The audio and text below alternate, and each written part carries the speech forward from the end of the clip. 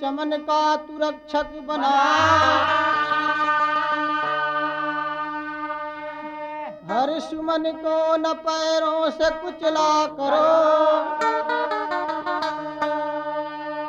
जबकि रक्षक ही भक्षक खुद बन जाएंगे, क्या कहेगा विधाता तू फैसला करो। ऐ गुलिस्ता के प्रहरी तेरे हाथ से तेरा हमदर्द राही जब लुट जाएगा, गीता कुरान की शान मिट्टी बनी, जब मानवता से विश्वास उठ जाएगा। एक लाइन गजल के नमूना बा,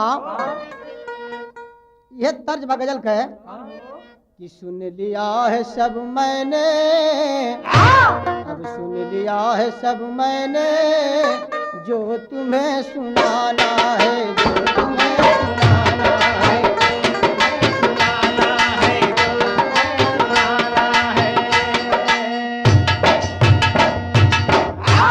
ये सुन लिया है सब मैंने, अब जो तुम्हें सुनाना है, जो तुम्हें सुनाना है, अरे जो तुम्हें सुनाना है, कि गैर से मोहब्बत है, अब गैर से मोहब्बत है, दर्द का बहाना है।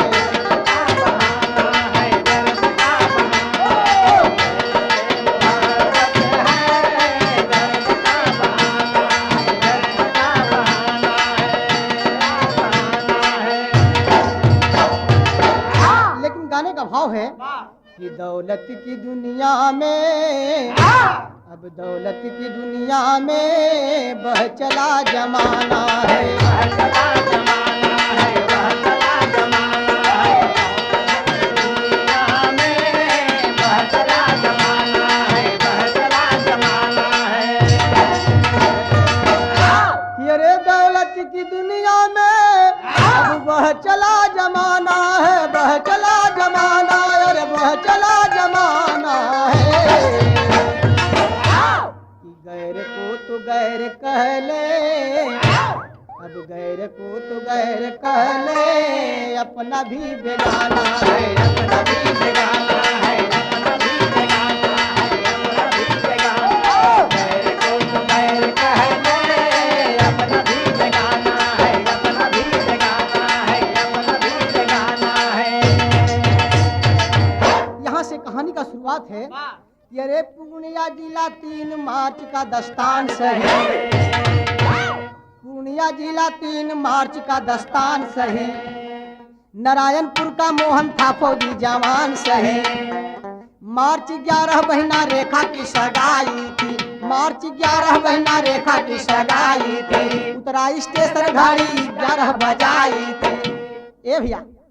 बिहार में पूर्णिया जिला है, उसी पूर्णिया जिला के अंतर्गत एक गांव नारायणपुर है, उसी नारायणपुर का रहने वाला एक फौजी जवान मोहन, जिसका नाम था मोहन, ड्यूटी पे था। उसके बहन की शादी मार्च में 11 तारीख को तय हो चुकी थी। अपने बहन की शादी में शरीक होने के लिए 3 मार्च को ही ट्रेन से छुट्टी लेकर, अपने ड्यूटी से छुट्टी लेकर के ट्रेन से पूर्णिया स्टेशन पे ये 11 बजे रात्रि को उतर जाता है। उतरने के बाद 2 कुली को बुलाता है, कहता कि भैया मेरा सामान मेरे घर तक पहुंचा दो, जितनी उचित मजदूरी होगी उतना मैं दे दूंगा। लेकिन कुली क्या कहते हैं, अरे मार्च 11 महीना रेखा की सगाई, उतरा स्टेशन घड़ी 11 बजाई, कहा कुली से ये सामान पहुंचा दो भैया, कहा कुली से ये सामान पहुंचा दो भैया, उचित मजदूरी दूंगा सर पे उठा दो भैया, उचित मजदूरी दूंगा सर पे उठा दो भैया।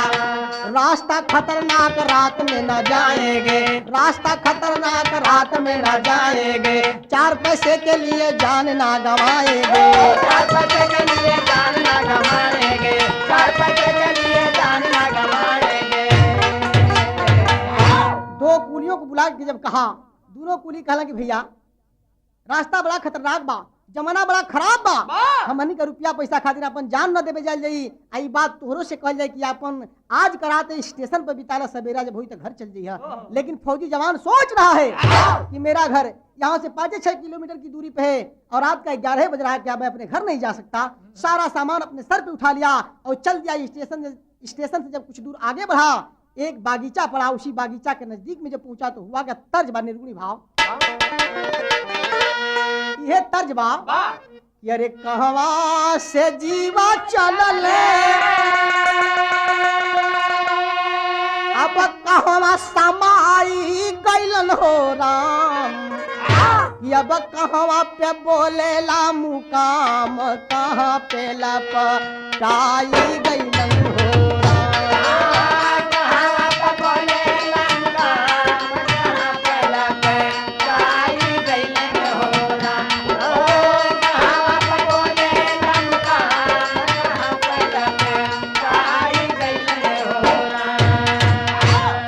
लेकिन हुआ क्या कि बगिया में पहुंचा जवानवा, तब डाकुन से घेराई गइलन हो राम, कि अरे गरजा डाकू के सरदार तजियारा डेराई गइलन हो राम, गरजा डाकू के सरदार तजियारा डेराई गइलन हो राम।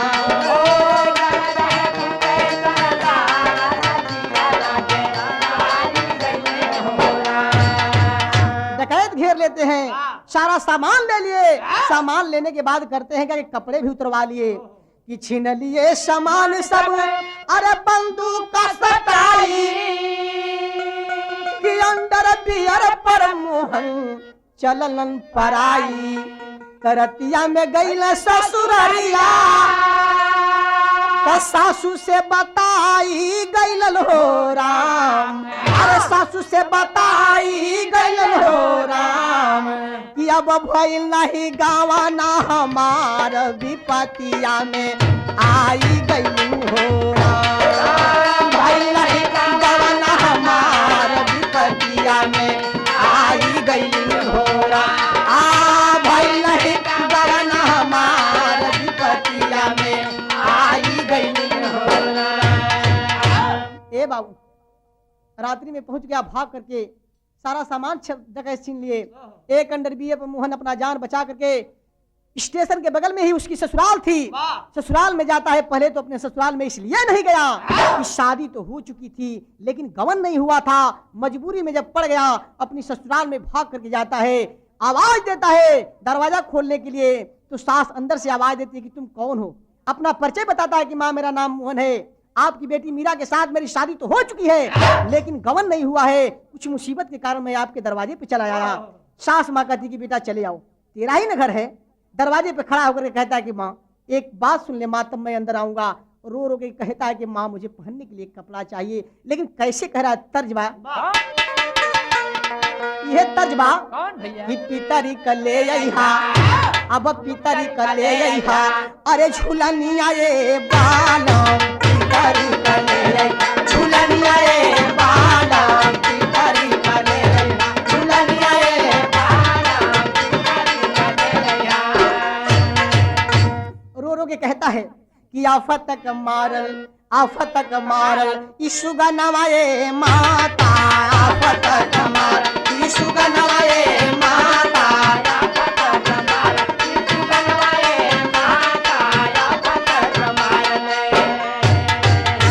आफत मारल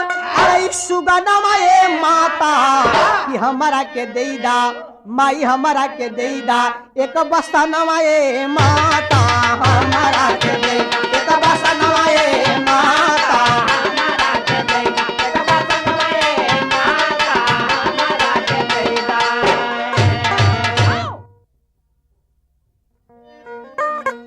सास मधुती देती है। फौजी जवान मोहन पहन करके अपने घर सास के घर में चला जाता है। 1-2 घंटे के बाद देखता है मोहन कि साले और ससुर रात्रि में कहीं से आ गए। देख रहा कि कहां से लोग आ रहे हैं, लेकिन साले ससुर जब उस घर में मोहन को देखे तो अपने मन में सोचते हैं क्या है कि देखे ससुर साला अरे भइले गरम मसाला, कि नहीं कलुटल जा, अरे नहीं कलुटल जा कुल धनवाए माता, नहीं कलुटल कुल धनवाए माता, नहीं कलुटल कुल धनवाए माता, नहीं कलुटल। साले और ससुर जब देखते हैं तो सोचते करे जिसे हम लोग रास्ते में लूटे वो तो घर पे ही आकर के सोया हुआ है। दोनों बाप और बेटा अपने में इशाराबाजी कर रहे हैं कि तो बड़ा गजब हो गया, ये तो जान जाएगा तो हम लोग गिरफ्तार हो जाएंगे, हम लोग की बेइज्जती होगी। ये सोच के बाप बेटे अपने में राय करते हैं, लेकिन बिरहा का टेरी मास्टर तन से बढ़ के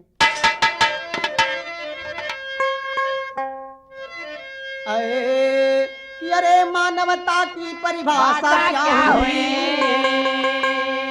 कि अब मानवता की परिभाषा क्या हुई, कि ममता कांप उठी, अरे ममता कांप उठी, खग जाने खग की भाषा, मानवता की परिभाषा,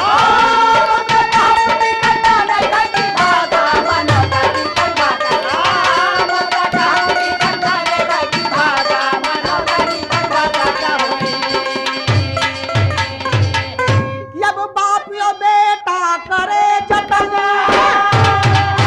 कि बाबू बाप यो बेटा करे जतन, मारेंगे इसे दबा करके,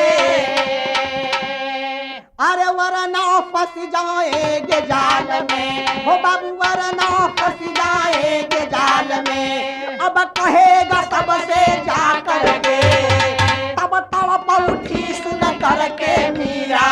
अरे तड़प उठी सुन करके मीरा, माता से जाकर बोली है ओ लाज बचा ले जननी, अब लाज बचा ले जननी, खतरे में मेरी डोली है, खतरे में मेरी डोली है, खतरे में मेरी डोली है। बाप बेटा अपने में राय कर रहे हैं कि इस साले को खत्म कर दिया जाए, नहीं तो गाड़ी फंस जाएगी। ए बाबू ई बतिया वो लड़कियां मीरा सुन लेलस की आय हाय बाबू भैया हमार सुहाग आज राती की उजाड़ दी हैं, अपना माई की जगह के कलश की माई, बाबू भैया एक ठे नया काम कर जात हूँ माई, तू हम एक ठे काम कर दे, लेकिन कलश कैसे तर्ज बा सोठी के भाव, ये तर्ज बा कि झुनकी सरंगिया जोगिया रूना, झुन बजावाले अपरूना, झुन बजावाले हो, अझुमत झमत जोगिया जालन हो राम। माता से अपने कह रही है कि बेटी का सेनुरवा माई बाबू आज धोई है, अरे बाबू आज धोई है हो, जे कर चरनिया पियलन धोई हो राम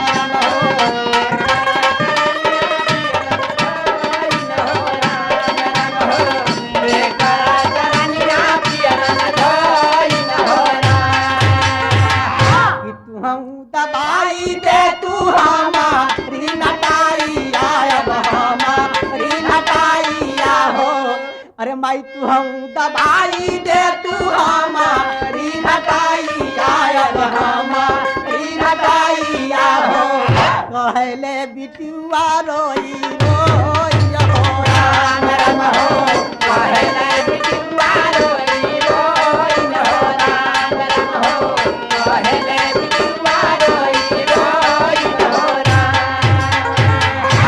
अपने माँ से जब कहती है सास माँ सोचती कि आए हाँ, एक तरफ बिटिया और दामाद की जिंदगी है, एक तरफ हमारे पति और बेटे की जिंदगी है, आखिर में मैं किसके पक्ष में क्या करूं। सोचती है बुढ़िया कि अगर दामाद को मैं राती में धीरे से भगा दूंगी तो दामाद का जान बच जाएगा। और यही सोच के बुढ़िया अपने दामाद के नजदीक जाकर कहती है, तर्जबा एक लाइन फिर निर्गुणी के यह तर्जबा कि पिया ना उमरिया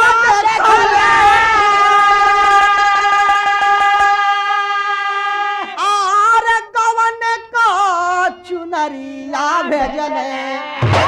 कि अरे मोरे राम की अरे मोरे राम, अरे मोरे राम की अरे मोरे राम, अरे बिनु रे सैतिया दुलही जालिन हो राम। ये तर्जबा।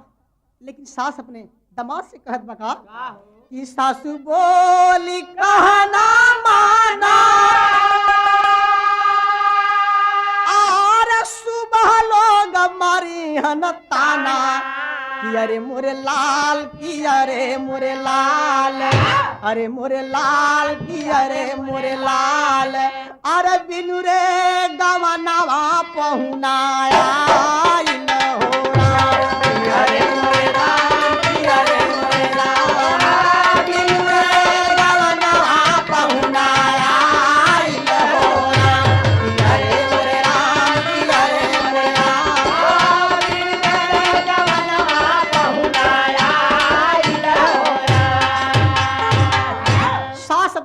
दामाद को समझा रही, कहती कि बेटा हर गांव की बात है,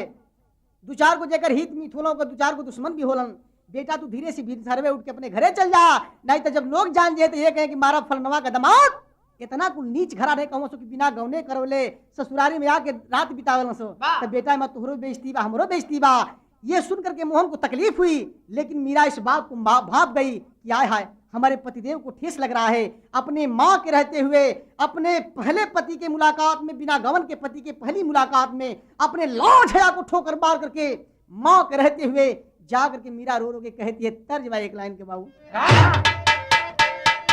यह तर्जबा कि अरे गवन करावला ये पियवा घरे बैठावला ये पियवा घरे बैठावला ये पियवा घरे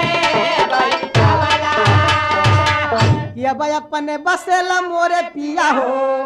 पूर्वी बानी जिया। लेकिन कहती है मीरा कि अरे बुरा जानी माना ये पिया राती ये मैं चली जाए पिया राती ये मैं चली जाए पिया राती ये मैं चली जाए, पिया बुरा जानी माना ये पिया राती ये मैं चली जा,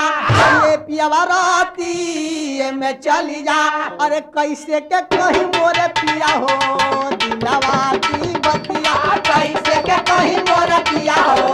दिलवा की बतिया, कैसे के कहीं मोरे पिया हो दिलवा की बतिया।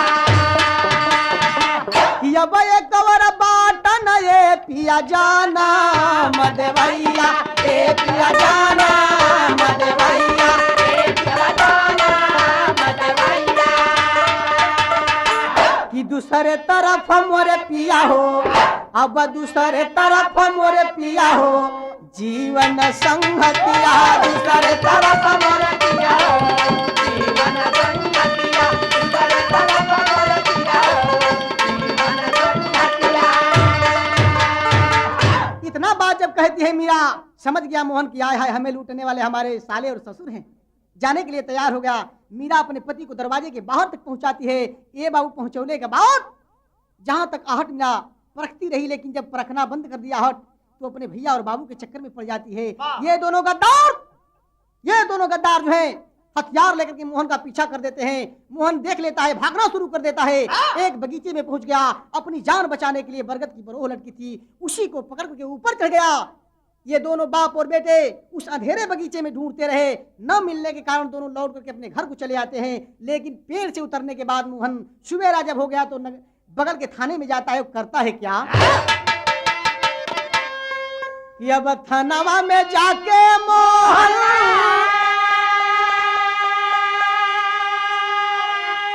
आर लिखवे रिपोर्टिया हम बाटी फौजी जवान हो दारोगा जी, हमार चैगर बाटे अब बहन का सगैया हो, कि लुट लिहल पाजी सब सामान हो दारोगा जी। तीसरी लाइन में स्पष्ट लिखवा रहा कि हमें लूटने वाले कोई गैर नहीं थे कौन? कि जवन ससुरा मोरा आर धोबल चरनिया हो, कि मोरे संग कैलन कन्यादान हो दारोगा जी। इतना कहने के बाद उस जवान की निगाह जो है दरोगा जी के कलाई और गले की तरफ चल जाती है। दरोगा जी कहते हैं कि बोलो और क्या कहना है? कहता कि सरकार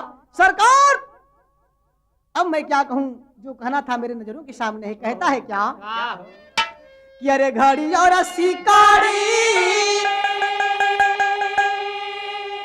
और कलमिया हमारा बाटे, कि कैसे आइल थाना दरम्यान हो दारोगा जी। कहता कि सरकार अब मैं क्या कहूं,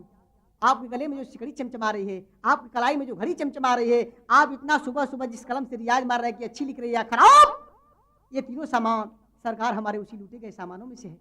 आपके यहाँ कैसे चला आया? इतना बात जब दरोगा जी सुनने उनकर पारा गर्म हो गई। दरोगा जी कैलन कातन से बढ़ के पपट बबाऊ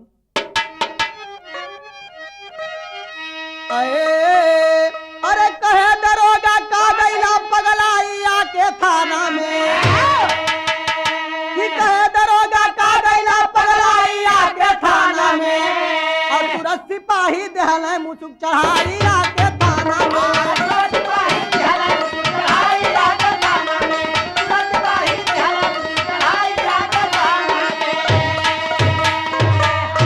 दरोगा जी दुगो पुलिस के भेजे कैलन का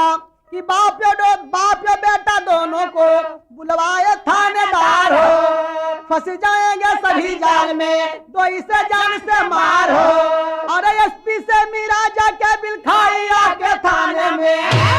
ए बाबू जब सिपाही गैलन बुलावे, बाप बेटा के तो मीरा समझ ली कि आए है जना तक पतिदेव कहीं फंस गिलन का, दौड़ना शुरू करती है। दौड़ते दौड़ते एसपी साहब के बंगले पे पहुंच जाती है, जाग की सारी हकीकत बतलाती है। एसपी साहब गाड़ी में बिठाकर उस लड़की को थाने की ओर चलते हैं। लेकिन अब देखिए थाने में होता है क्या। अरे एसपी से जाके मीरा बिल खाई आके थाने में, और सिंदूर दान मांगे दामन फैलाई आके थाने में।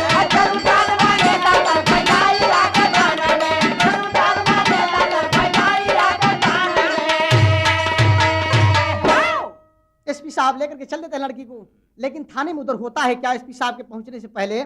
आलम प्रमाण बा कि अरे गांधियो जवाहर के सींचल फूलवारिया,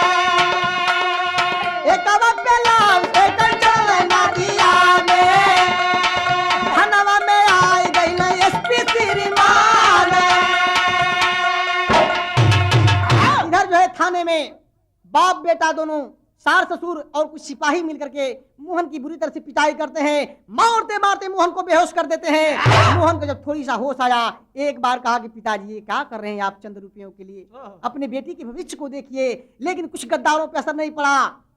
अब जो है एसपी साहब थाने में पहुंचे, तब तक मरा हुआ समझ करके एक बक्से में लाद करके नदी में फेंकने के लिए कापुर लाद करके चल दिए। लेकिन एसपी साहब जब पूछे तो उस समय दरोगा जी कहलन का कि एक नौजवान आया तो जरूर था, लेकिन वो तो कभी चला गया अपने घर को, कुछ कहा वहां नहीं। इतना कहने के बाद होता है क्या, अरे थानावा में आई गई एसपी श्रीमान, तब कहला डरो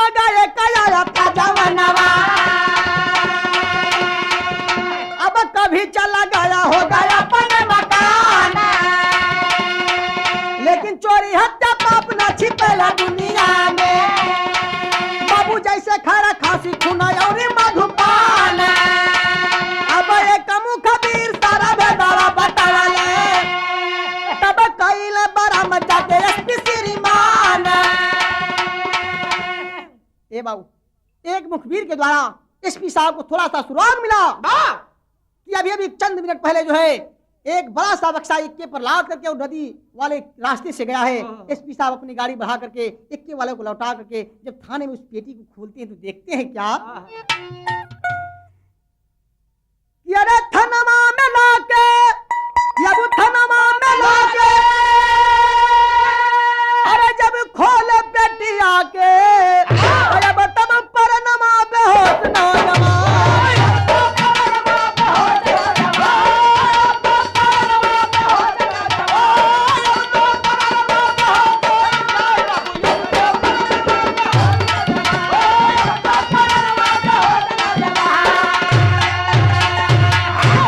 थोड़ी थोड़ी सांस चल रही थी, उसी में मोहन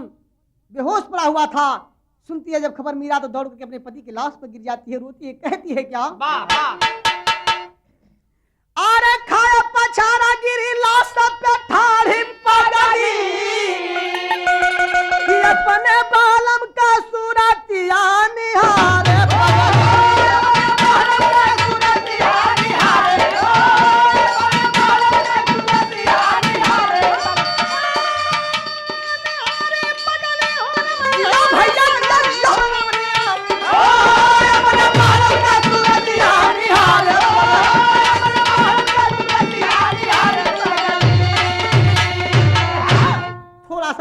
होश आया। अपने सामने जब अपने धर्म पत्नी को देखता है तो कहता है क्या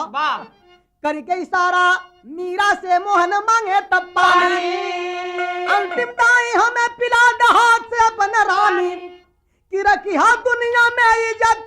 निहारी पगली। इशारा करके पानी मांगता है, कहता है कि मेरी धर्म पत्नी जिस तरह से आज तक मेरी अमानत को बचा कर रखी, कोशिश कर लेना इस बुरे दुनिया में, लेकिन इशारा पा करके मीरा करती है क्या पा इशारा दौड़ के मीरा तुरंत पानी लाई, अरे मुंह तक पानी लगता लगता गया फूला मुरझाई, जगह में फूटल की समझिया निहारी।